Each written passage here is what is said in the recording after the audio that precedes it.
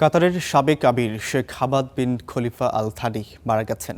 রোববার ৭৪ বছর বয়সে মৃত্যুবরণ করেন আধুনিক কাতারের স্থপতি হিসেবে পরিচিত আল থানি। শেখ হামাদের মৃত্যুতে সোমবার থেকে ৪ দিনের রাষ্ট্রীয় শোক ঘোষণা করেছে দেশটি। ১৯৯৫ থেকে ২০১৩ সাল পর্যন্ত কাতার শাসন করা শেখ হামাদ আল থানির হাত ধরেই উন্নয়নের ভিত্তি পায় কাতার। তার নেতৃত্বে তরলীকৃত প্রাকৃতিক গ্যাস খাতে ব্যাপক বিনিয়োগের মাধ্যমে কাতার বিশ্বের শীর্ষ এলএনজি রপ্তানিকারক দেশে পরিণত হয়। তার শাসনামলেই ১৯৯৬ সালে যাত্রা শুরু হয় আল জাজিরা নিউজ চ্যানেলের। এছাড়া ২০০৪ সালে কাতারের প্রথম স্থায়ী সংবিধান প্রণয়ন এবং নারীদের ভোটাধিকার ও স্থানীয় নির্বাচনে প্রার্থী হবার সুযোগ নিশ্চিত করা হয়।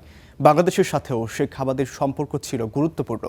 ২০০৫ সালের এপ্রিলে তার ঢাকা সফরের মাধ্যমে দুই দেশের দ্বিপাক্ষিক সম্পর্ক নতুন গতি পায়। সেই সফরের পর কাতারে বাংলাদেশি কর্মীদের জন্য কর্মসংস্থানের সুযোগ আরও বিস্তৃত হয় এবং অর্থনৈতিক সহযোগিতা জোরদার হয়।